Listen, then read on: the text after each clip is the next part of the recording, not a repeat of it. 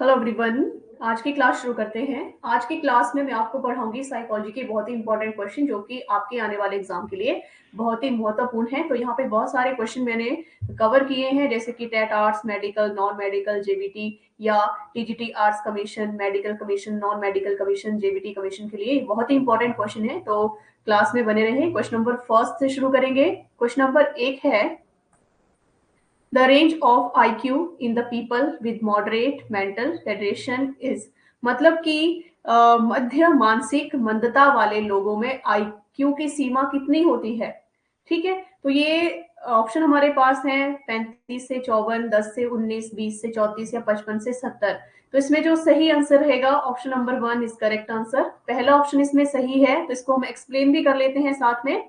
ठीक है, तो 35 से 54 क्यों है? मतलब जैसे कि आईक्यू का सब मतलब जानते हैं, इंटेलिजेंस क्वोशिएंट इसको बोला जाता है। और ये इंटेलिजेंस क्वोशिएंट एक ऐसा पैरामीटर होता है, ये एक पैरामीटर होता है जो क्या करता है, जिसका उपयोग किसी, जैसे कोई व्यक्ति है, उसकी बुद्धिमत्ता, इंटेलिजेंस की पहचान करनी है, तो उसके लिए इसका यूज किया जाता है। ये जो पैरामीटर होता है, पैरामीटर हर परिस्थिति में अलग अलग हो सकता है। ठीक है, जो पैरामीटर है हर सिचुएशन में अलग अलग हो सकता है। और मध्यम मानसिक मंदता और औसत से कम बौद्धिक क्षमता के रूप में इसको क्या करता है, डिफाइन करता है। इसके अलावा मध्य मानसिक मंदता वाले लोगों की यहाँ पे बात की गई है, तो इसमें लोगों का आईक्यू 35 से 40 से 50 से 55 तक रहता है।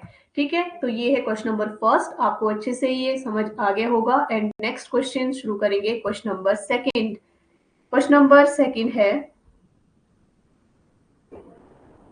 The method of gathering information about the brain that indicates the overall activity of the brain is called as, यानी मस्तिष्क के बारे में जानकारी इकट्ठा करने की विधि जो मस्तिष्क की समग्र गतिविधि को इंगित करती है, इंडिकेट करती है, उसे क्या कहा जाता है? तो उसे कहा जाता है, इसमें राइट आंसर रहेगा first option is correct answer. ठीक है, इसको बोला जाता है पॉजिट्रॉन एमिशन टोमोग्राफी। ठीक है, तो ये इसको बोला जाता है। और इसका मीनिंग क्या रहता है, यानी पॉजिट्रॉन एमिशन जो टोमोग्राफी है, या इसको हम पीईटी भी बोल सकते हैं। मस्तिष्क की क्रियाशील की जो उसको इमेजिंग करने की एक तकनीक होती है, एक टेक्निक है। ठीक है, अब ये क्या करती है, मतलब जो ये जो टेक्नोलॉजी है, ठीक है, तो इसके जरिए क्या किया जाता है, छवियां हैं, सक्रिय मस्तिष्क, सक्रिय मस्तिष्क क्षेत्रों को ये दिखाती है। ठीक है, और पॉजिट्रॉन एमिशन टोमोग्राफी तकनीक एक स्कैनिंग विधि इसको बोला जाता है। क्या बोला जाता है? स्कैनिंग विधि इसको बोला जाता है। और जो डॉक्टरों और मनोवैज्ञानिकों को सर्जरी के बिना मस्तिष्क का जो अध्ययन किया जाता है उसमें बनाती है। ठीक है, तो इसे इसका राइट आंसर रहेगा, यानी मस्तिष्क के बारे में जानकारी इकट्ठा करने की विधि जो मस्तिष्क की समग्र गतिविधि को इंगित करती है, उसे पॉजिट्रॉन इमिशन टोमोग्राफी कहा जाता है। ठीक है, एंड क्वेश्चन नंबर 3 है, who coined the term serial position effect? Serial position प्रभाव शब्द किसने गढ़ा था? तो इसका जो सही आंसर रहेगा, क्या आंसर रहेगा इसमें, किसने गढ़ा था? हरमन इविंगस इसका राइट आंसर रहेगा, हरमन इविंगस ने। ठीक है, तो सीरियल पोजीशन इफेक्ट की खोज सबसे पहले हरमन इविंगस ने की थी। और वे एक अमेरिकी मनोविज्ञान थे। कौन थे? अमेरिकन मनोविज्ञान, अमेरिकन मनोवैज्ञानिक थे ये। और साथ में सीरियल पोजीशन इफेक्ट को एक प्रवृत्ति के रूप में परिभाषित किया जाता है। मतलब इसमें क्या होता है, सूची पहले और आखिरी आइटम को याद करने की सटीकता अधिक होती है, और बीच में क्या होता है, बीच में आइटम को याद करने की सटीकता सबसे खराब होती है। तो ये इसका राइट आंसर रहेगा, मतलब इन्होंने इसको शब्द को गढ़ा है। ठीक है, हार्मन इविंगस ने। इसके बाद क्वेश्चन नंबर 4 है, who is the author of the book principles of psychology? Principle of psychology पुस्तक के लेखक कौन है? तो इसका सही आंसर रहेगा William James. Right answer option 3, William James जो है इसके लेखक रहे हैं। यानी 1890 में विलियम जेम्स ने मस्तिष्क गतिविधि पैटर्न के बारे में पहला अपना जो था काम प्रकाशित किया था। विलियम जेम्स एक अमेरिकी दार्शनिक और मनोवैज्ञानिक थे। ये भी कौन थे?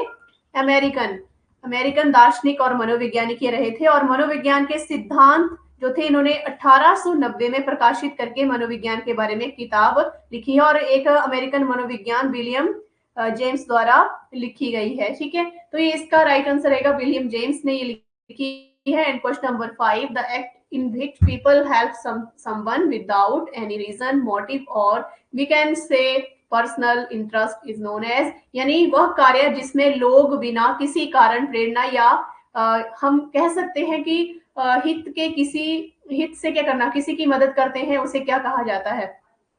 तो उसे कहा जाता है pro social behaviour. Pro social behaviour उसे कहा जाता है। तो इसका राइट आंसर ऑप्शन 3 रहेगा। ठीक है, प्रो सोशल बिहेवियर इसका राइट आंसर। यानी प्रो सोशल व्यवहार जो है एक ऐसा व्यवहार है जो समाज या अन्य लोगों को लाभ पहुंचाता है। क्या पहुंचाता है? प्रॉफिट पहुंचाता है, लाभ पहुंचाता है। और साथ में क्या होता है कि और इसमें जैसे कि दान, साझा करना, मदद करना और सहयोग करना जैसी कई ऐसी बहुत सारी एक्टिविटीज शामिल है, जिसमें नियमों का पालन करना और कितने जैसे कि कोई अगर सामान खरीदना है, ठीक है, जैसे कि कहीं पे साइन लगाया गया जिसको हम समझते हैं रुकने का साइन है, चलने का साइन है, तो उसको भी हम समझते हैं। तो सामाजिक रूप से स्वीकृत व्यवहारों को अपनाना भी प्रो सोशल व्यवहार ही माना जाता है। तो इसका राइट आंसर रहेगा pro social behaviour. And question number 6 है, for how many second short term memory hold information, मतलब अल्पकालिक जो स्मृति है कितने सेकंड तक जारी यानी जानकारी रखती है, कितने समय तक जो है जानकारी रख सकती है, याद रख सकती है। तो इसका सही आंसर रहेगा ऑप्शन 30 सेकेंड, ऑप्शन 1। ठीक है, 30 सेकेंड इसका आंसर रहेगा, या उससे भी कम समय तक ये याद रख सकती है। यानी अल्पकालिक स्मृति को प्राथमिक या सक्रिय स्मृति के रूप में जाना जाता है। कैसी? प्राथमिक या सक्रिय स्मृति के रूप में जाना जाता है। और अल्पकालिक स्मृति में रखी गई अधिकांश जानकारी 20 से 30 सेकंड तक की होती है। ठीक है, 20 से 30 सेकंड तक की ही जानकारी संग्रहित होती है या याद रखी जा सकती है। एंड नेक्स्ट क्वेश्चन है question number 7, who is the father of psychodynamic theory. तो इसका मतलब है मनोविज्ञान सिद्धांत के जनक कौन है? तो इसका सही आंसर रहेगा Sigmund Freud. Option B is correct answer, Sigmund Freud इसके सही आंसर रहेगा। तो इसने क्या किया था? सिद्धांतों का एक समूह विकसित किया था, सिद्धांतों का एक समूह विकसित किया था।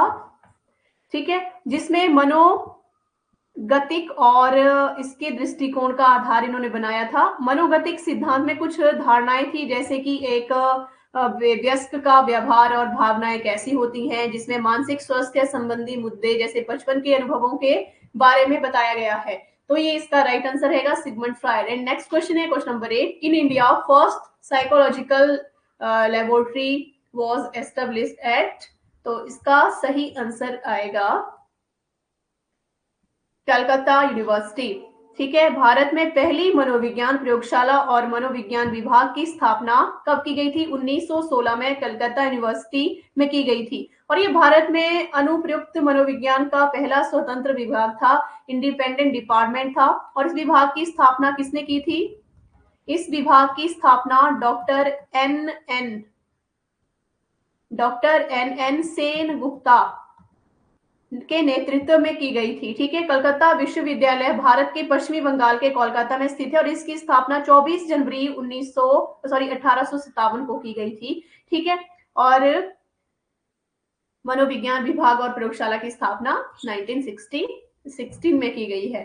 ठीक है, तो इस तरह से बहुत ही इंपॉर्टेंट क्वेश्चन आपके एग्जाम के लिए यहाँ पे कवर किए गए हैं। वीडियो को आप अच्छी तरह से देखें और ज्यादा से ज्यादा लाइक और शेयर करें, साथ में आप हमारे चैनल को भी सब्सक्राइब करें।